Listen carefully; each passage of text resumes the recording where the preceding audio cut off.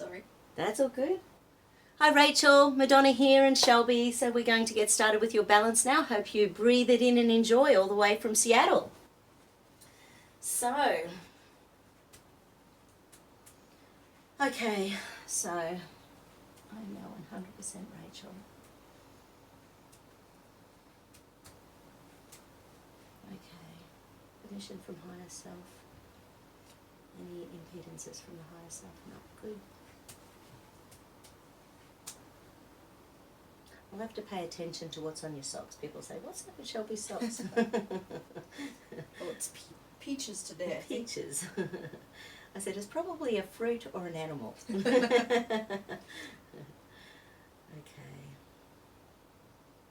Yeah, okay. So nothing there is showing up as a bigger priority than anything else, so we'll just get started.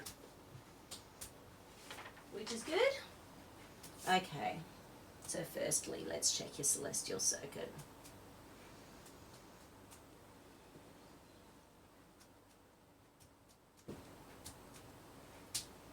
And hold. No, that's perfect. Actually, let's see if it's overworking. Hold. Yeah, right, it's overworking. Okay. So the body's trying really, really hard to stay centered and grounded, but it's going to be dragging some energy away from everything else. Okay, so it's the masculine side. It's the doing side that's exhausted or that's working so hard to keep you up and running.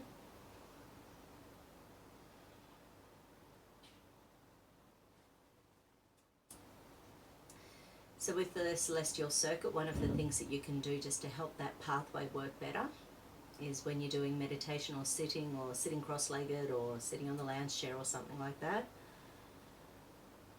you can have your tongue on the roof of the mouth and your hands over your base chakra, so over the base,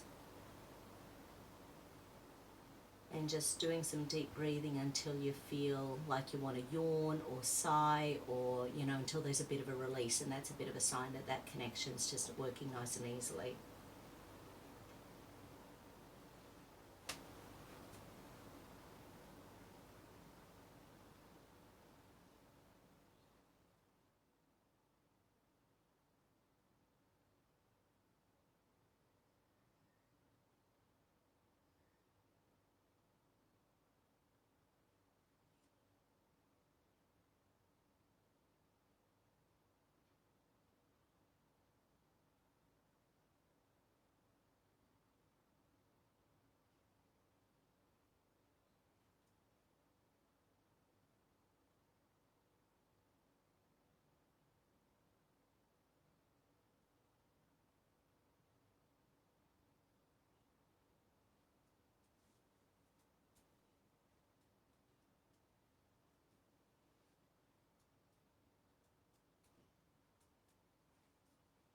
Hold.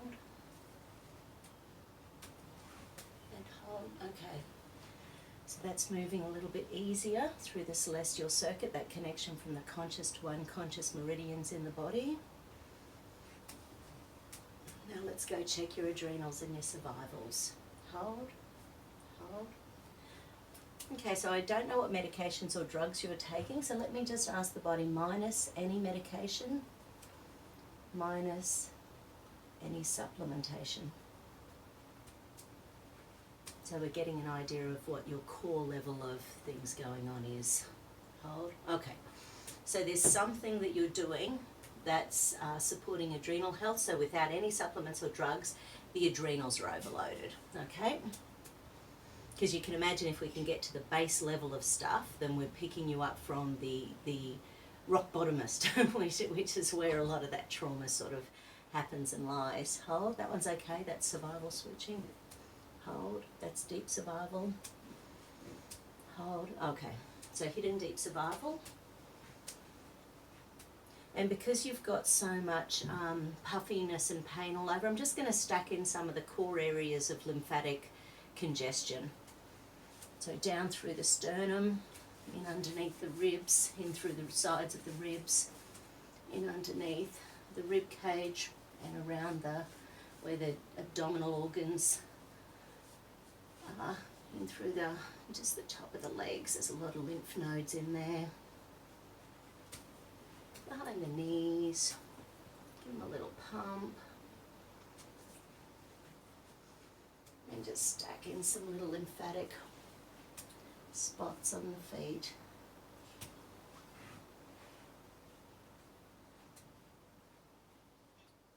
Okay, so once again, with those little areas, just double checking. No, oh, yeah, right, a tiny touch. But yeah, so still the deep hidden, okay. Which means your unconscious brain is always trying to hide that stress from yourself. Where is it stored? EMC, MMC, PBSS, periventricular survival system. And with chronic pain, chronic stress, the sensory nervous system's just totally overloaded. And being an empath as well, your sixth sense will be totally overloaded all the time. It's like your nervous system must just want to go, no more, no more.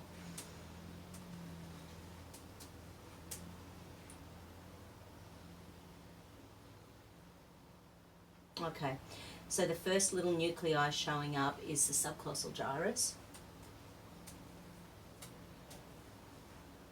Firstly, let's check left to right connections. Hold out for me. So the subcallosal gyrus is the one where there is a genetic connection in relation to, well, it is everything on the spectrum from rage and anger all the way down to depression. So that's the part of the brain that has up to 7 generations of how we cope with stress and fear and anger in our nervous system. And it's switching off your pleasure reward centres. Are you feeling a bit chesty? Like I'm feeling like a heaviness over my heart in relation to this. Okay.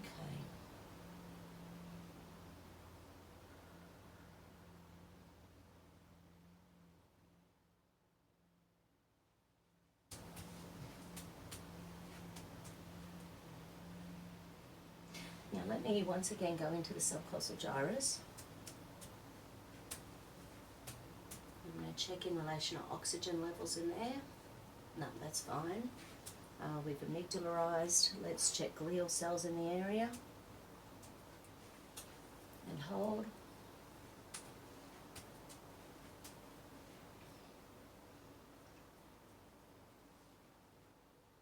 Because especially when something flips and we're sort of well and then we're not, sometimes an infection or a toxin or something can hit parts of the brain and make it so that that area of the brain just feels totally overloaded and dysfunctional. So, for example, there's been some studies on kids with autism where they've looked in the basal ganglia of the brain, which is about motor movement and that sort of thing, and they have found things like staph and strep. So there's been a lack of the immune glial cells to get in there and clean up the mess in there, clean up the infection. Okay, so glials, and hold, perineural, hold, and mental pathways. Oi, hello. So when your mental stress is high, it's going to be activating that subcallosal gyrus and making it more easily to go into one of those patterns, rage and fight and flight, or the depression.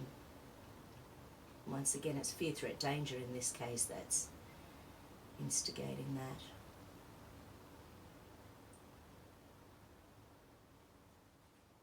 Okay, and the mental pathway. And hold, beautiful. Once again, oxygen. Oh, that's good. And immunity within that area.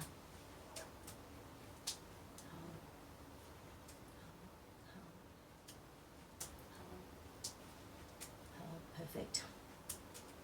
Okay, what's the next little area?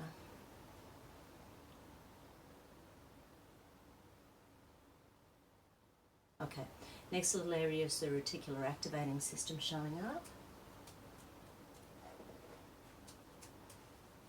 which is in underneath the brain stem. Yeah, okay.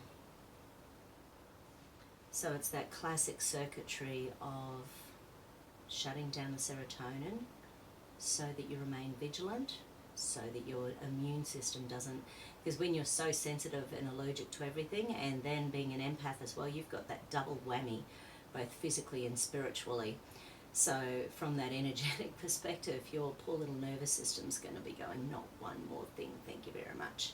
So it's deliberately switching your serotonin down, which will be impacting on your gut actually, because serotonin is one of the major neurotransmitters that we release in the small intestine so that the bowels work. So when we're feeling vigilant and stressed and waiting for the next trauma to come along, our bowels don't work properly, so it can end up creating a whole bunch of tension, because you imagine serotonin, it's calming, it's nurturing, it makes us feel good, it's antidepressant. So imagine that within the cells of the intestines, so when they're not feeling all that, then they're not going to be functioning very well either.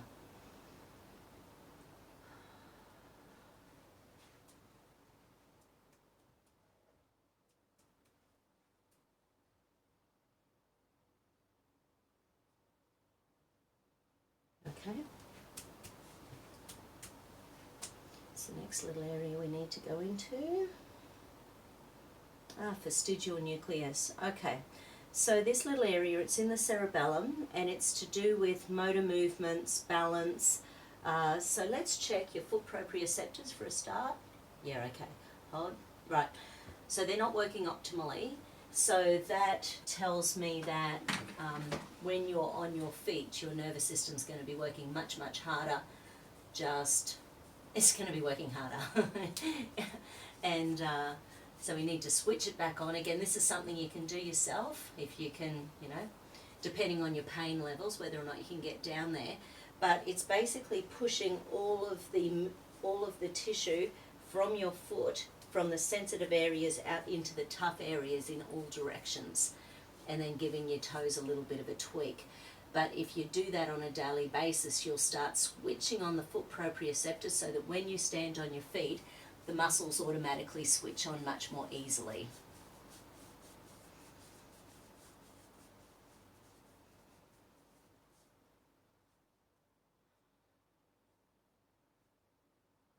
Beautiful. And is there an amygdala reason? Yeah, right. So the feet are linked in with the amygdala emotion of wanting to run away, wanting to escape, submit, or freeze. So you can imagine the little feet are just ready all the time so that they can do what they need to do.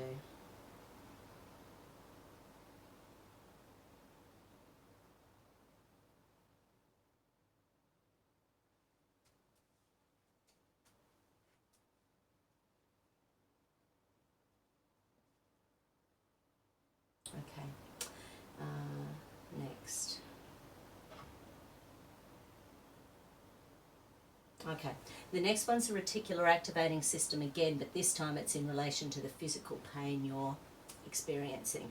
So I need you to tighten all your muscles, fingers, toes, arms, legs, tight, tight, tight, tight, tight, and relax. And then focus up here, head, neck, shoulders, tight, tight, tight, tight, tight, and relax.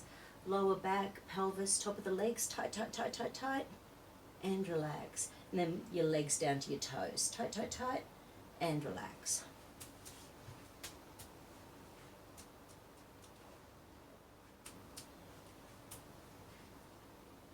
Yeah, okay.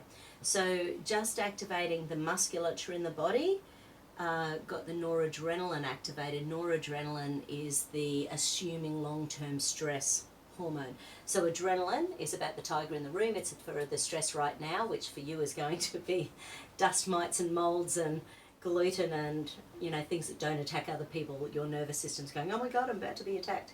So adrenaline's like the tiger in the room. Noradrenaline's the assumption of long-term stress forever and a day.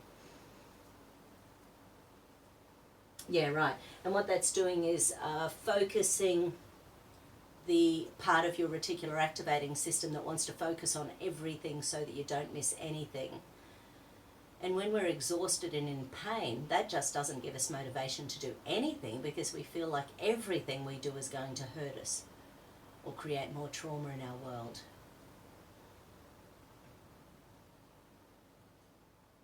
It's supposed to be fun to be human.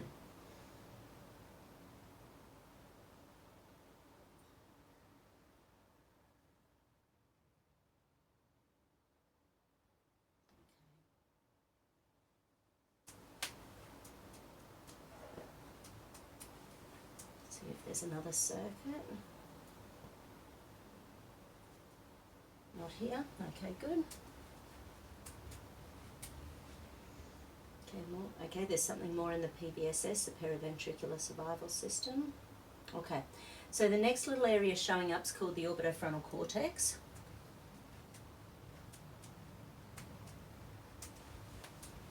And hold out.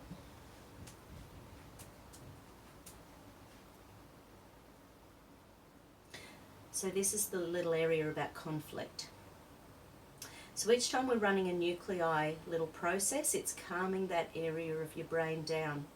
So when the orbitofrontal cortex, when we get into a chaotic state in our brain and we can't get out of it, this is one of the areas that just is keeping it, driving it, doesn't want to let it go.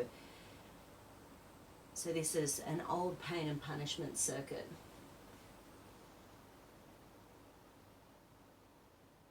Okay, we'll use a flower essence at the, ready for your morning brandy?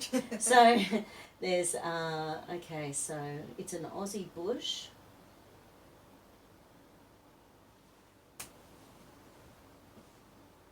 Yeah, right, turkey bush. Because you've been in this state for so long, your creative part of the brain's totally lost focus in trying to find a solution.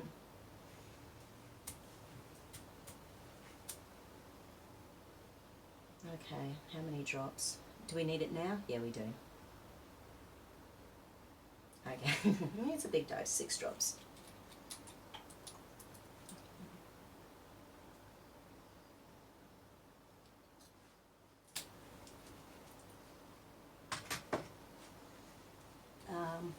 Yeah, so when the logical and creative sides of the brain disconnect, we can't access logic easily on the left, we can't access creative easily on the right. And the orbitofrontal cortex, which we're working on, it's a little cortex or a gyrus just sitting in underneath the cortical areas where the logical and creative hemispheres of the brain are. So when those thoughts won't leave our brain, what they're doing is going around this little cortex and so the thoughts that you can't get out of your brain are going around this cortex and they're waiting for logical and creative input. Otherwise, they just keep going round and around and around and around. Otherwise, they think you're going to make a decision under duress. The tiger's going to make you say, yep, fight, flight, freeze.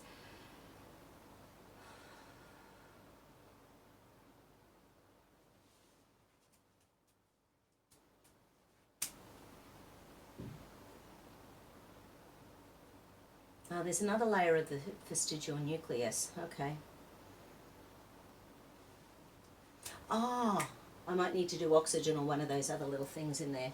In fact, I don't think I did it. I think I went straight down to your feet without putting in the nuclei before, now that I think about it. Okay. Yeah, that doesn't ring a bell. And hold out. Yeah.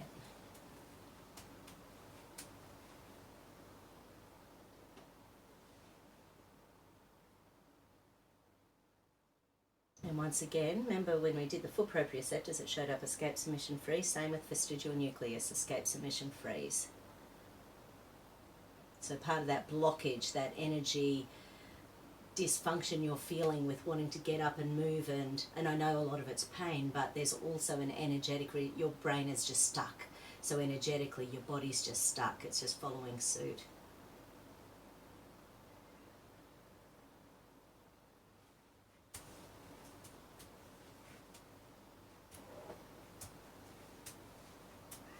And again, hold, beautiful. Now let's check glials in that part of the brain, and perineuronal, and hold, and the mental processes, and hold. Oh, okay. Yep, so once again, old pain and punishment circuits are coming in and messing with this part of the brain. So, are we talking So down to 40 to 35 to 30 to 25 to 20 to 15 to 10 to 5 to 0. And we're talking something in utero, so it's not even something, it's nowhere near the conscious brain. So it could be that genetic stuff passed down from your mother and father to you and going back up to that 7 generations. So on the planet, you can imagine a lot's happened within the last 150 years. And I'm sure you've done a lot of work on the genetic coding and that sort of thing over your time, but it might just be an idea to start just doing a visualization with all your, just sort of seeing them as little grey people or something, but just sort of seeing your family genetic line, putting blue healing light, yellow gold light, that sort of thing around them, and just start calming it down. There's something in there.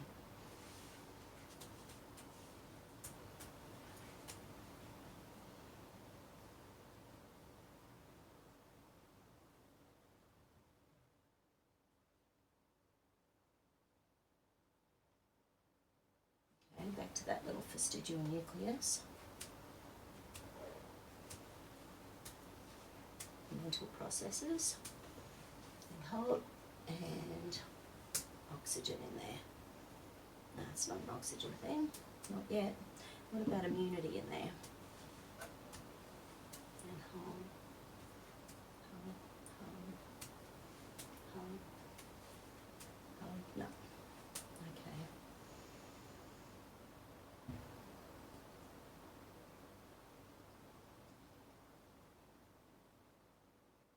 Okay, so now we're going to go into the sympathetic nervous system, which of course switches off your rest and digest systems of your body. So you'll be running on sympathetic nervous system energy. It'll be shutting down the gut, slowing down the liver, slowing down the kidneys. So puffiness is of course the body creating fluid to dilute the toxins inside. So we'll just go and have a look at what organs are being affected by this long-term deep hidden survival pattern.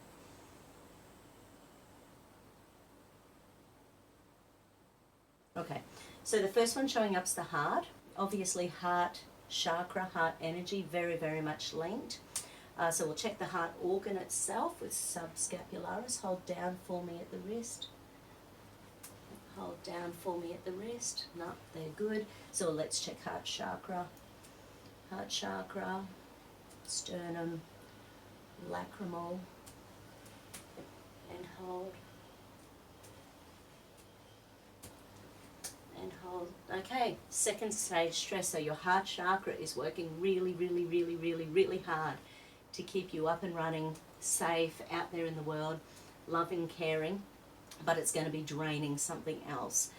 So when it's overworking, it can affect all of the rage and anger and hysteria and hate sort of pathways. So when it's working well, we're compassionate and we're expansive and we want to share our love to the world.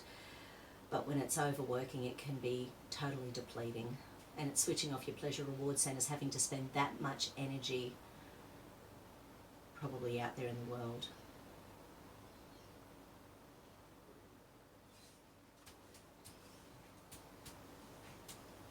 So anything we need for that little heart chakra there is more of the same or of something else. So yes, oscillation chakra, essence, cranial, two keys, tuning forks, 5 elements. Okay, it's a little 5-element balance. This is the pokey thing again. Okay, so what are the over energies? Okay.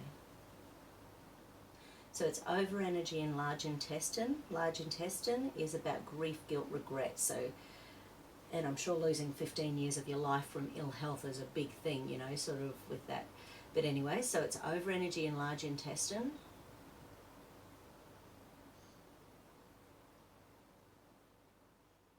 Under energy with pancreatic energy, and pancreas is about internalizing. It's about empathy and sympathy and having a real imbalance with that, and as an empath, yours will be out all the time. So let's see what we need to do with that.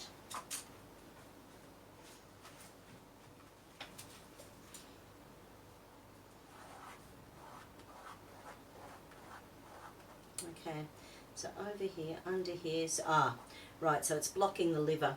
So this won't make any sense, but basically in Chinese medicine everything shunts around the body. So I'm going to have to put a 5-element chart up here so it makes sense. So you've got an over in large intestine energy, it's actually getting blocked through the liver. So it will be blocking your liver detoxing, it will be blocking your spleen pancreas energy, so it'll be hard to balance blood sugar. Blood sugar going out of whack is also going to impact on your moods, your energy, your rage, your anger. High insulin can really trigger us into a fight and flight response. So let's see what we need to do. So firstly with large intestine, is it on both sides? No, it's only on the left. Okay, and then we need to shunt over into lung energy, which seems at this moment to be even. Let's check liver energy.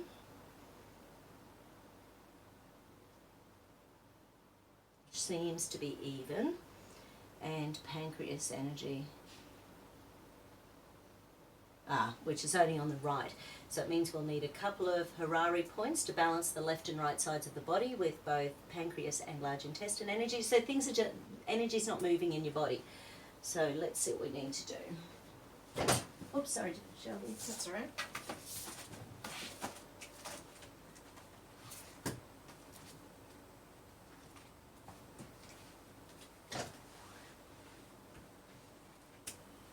Okay. There's my little pokey thing. Yep.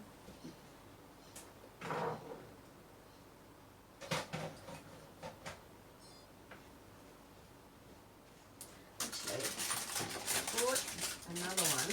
A new pokey thing? Pardon? A new pokey thing? I bought a new one, yes, that doesn't hurt as much. Oh, the other one Yeah. didn't hurt. Oh, didn't it? Good. Well, when I find it, we can use it. So firstly, large intestine Harari point.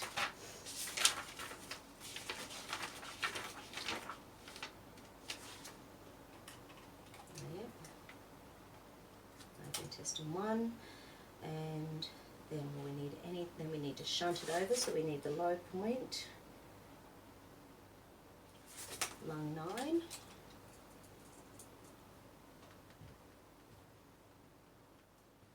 Then we need to shunt over to liver,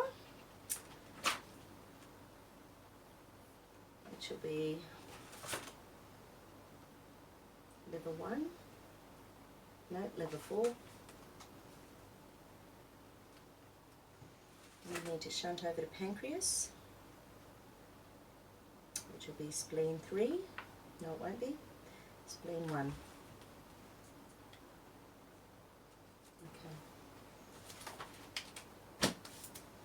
How many seconds on the left, on the right?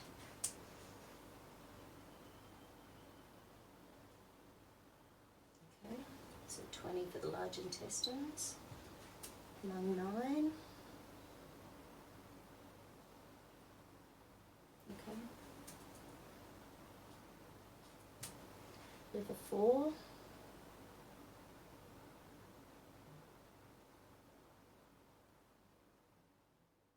Oh, hello.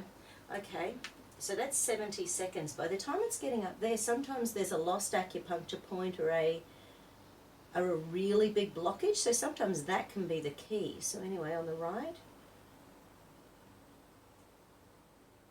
No, it's not as bad on the right. And spleen 1. Now they're babies. So let me just ask the body.